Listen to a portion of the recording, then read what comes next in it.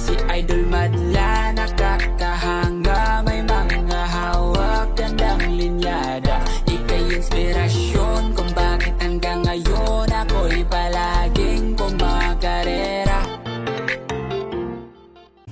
For today's video mga kalapatid, lalagyan natin ulit ng ganitong tracker yung ibon natin, no?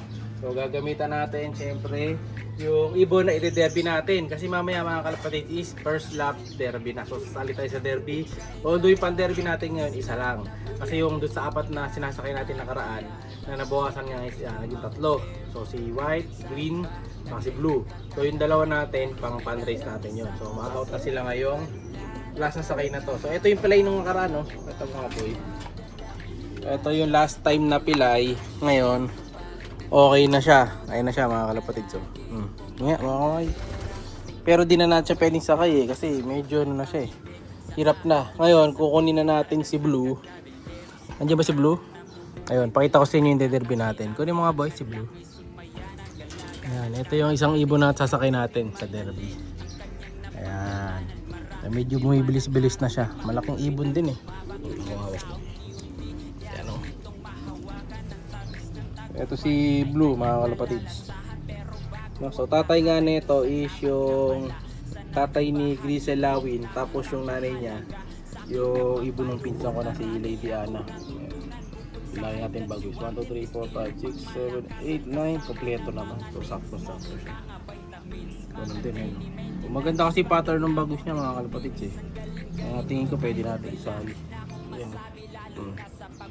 Saka mukhang pabilis siya Eto try natin sa derby. Medyo madumi lang yung mukha may mga powder sa uso pero healthy naman yung ibon. So yung mata niya parang lemon eye may magka green sa gitna. So dito natin lalagay sa kanya yung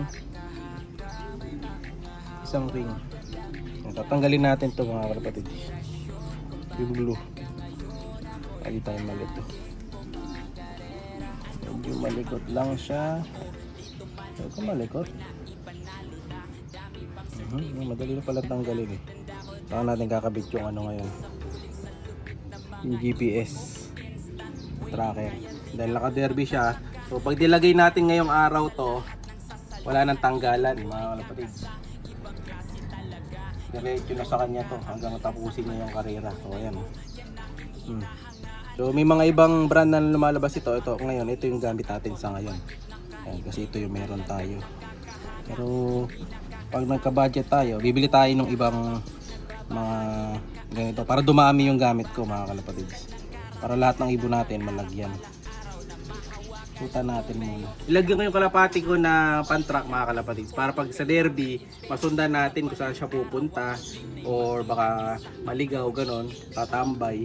Pero kung ito, kung sakali man maligaw siya tapos mag-stay sa lugar, may makahuli. Ang alam ko pag in-scan yung code nito, lalabas yung pangalan natin. So ayusin ko na lang yung pangalan. Barak kasi nakalagay ngayon. Pero nakalagay yung cellphone number ko. No? So kontakin nyo na lang ako kung sakali. Para pagka nahuli nyo yung ibon natin, ayan, pwede nyo yung isoli sa akin. So, depende kung may magsusuli pa. No? So ito, matitingnan natin kung saan siya pupunta. Kasi siya yung nahuhuli sa mga ibon natin. Kaya ito rin yung napag-desisyon namin isali. No? So, okay na siya. Ayan. Maluwag naman sa kanya kasi maliit lang paan ito So, ayan. Diba? Hindi naman istorbo. Okay. Yan, ito para medyo mas matibay yung tracker na nilagay natin. Nilagyan ko na lang ng ganito. Yan, doble suporta. Kasi baka mamaya matanggal or baka maipit kasi sa crates. Baka mabitaw mga kalapatid sa ibon natin, no? Yan, nilagyan natin ng suporta. Saka nakita ko rin sa iba. Kahit kay Sir Jaime Lim nakita ko yung ganito niya nilalagyan nila ng ganito. Para bilang suporta. Ayan, mahirap na, sayang din mga kalapatids, baka malaglag. So na ibon natin, ready to fight na to mga kalapatids para sa first lap derby. So mag-i-entry tayo mamaya. So ito, lagyan na natin. Tinangan natin kung di man nanibago. Ayan siya. Di naman naninibago. Kasi yung iba sabi nila baka daw nabibigatan yung ibon. Hindi sila mabibigatan kasi magaan lang yan mga kalapatids. Parang clip ring lang yung bigat niyan mga kalapatids. Talaga ano siya, ultra lightweight. Ayan, kita nyo yung lakad niya Lakad matatag pa rin naman. syempre ma-stress yan, hinawakan natin. Ayan, pag na. Parang clip ring lang yan. Kaya maganda rin may clip ring talaga kabilaang kabilaang ring, no? Para hindi sila na ninibago. Parang sa lang, clip ring. Pag walang clip ring, yung dating niyang paa, pag nilagyan nyo, maninibago. Ito, isa natin dito, mayroong cable tie yan. Ayan. Lagi yung kabilang paa nila meron. Pero isa nga lang natin dito. GPS yung kanya. Ayan. No? So check natin mamaya sa GPS. Yung mga boy kung connect na. Kung connected na tayo para makita natin, no? Pag sinakay natin mamaya to. So diretso na yan ha. Hindi na natin tatanggalin sa kanya to mga kalapatids. Tingnan.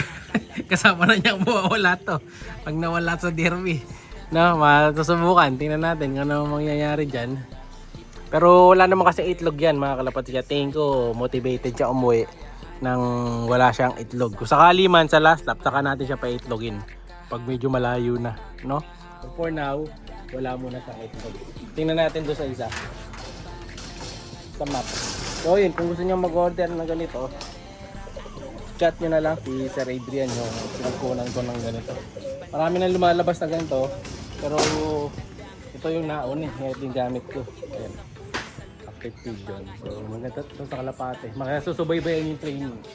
So check natin.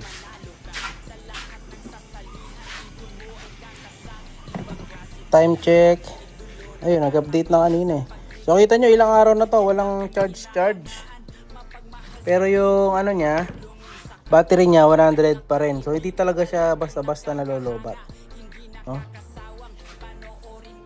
Ayan yung map. Dito sila iahagis bukas eh.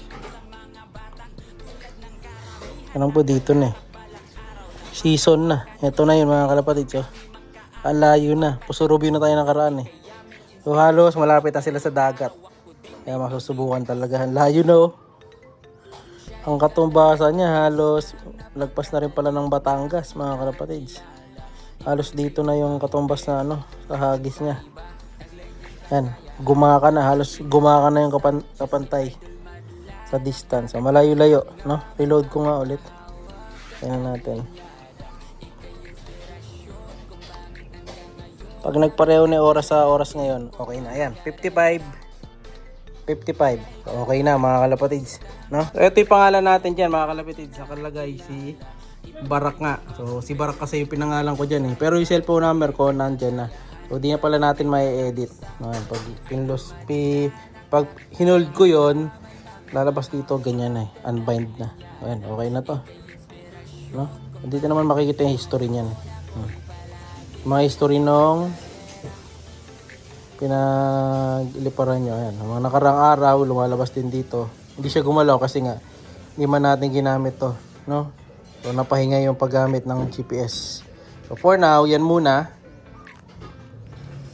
Kung sakali mga kalapatids, makabili pa tayo ng ganito, tatry ulit pa natin sa iba kong mga ibon. Lalo sa susunod, may laro na ulit sa North, doon naman sa TGRC ito. Ayan. So lalaroan din natin yan. Kaya kailangan ko pa ng iba pang GPS. Medyo umambon pa naman ngayon, no? So, may mga pauwi ngayon. Good luck sa inyo lahat. Sara ko muna tong kulungan nila Coco. Kung babasa to, no? So yun na muna para sa araw na to. Like, share, subscribe. Ingat! Siya'y kalapatistang napakagaling na kinakilala.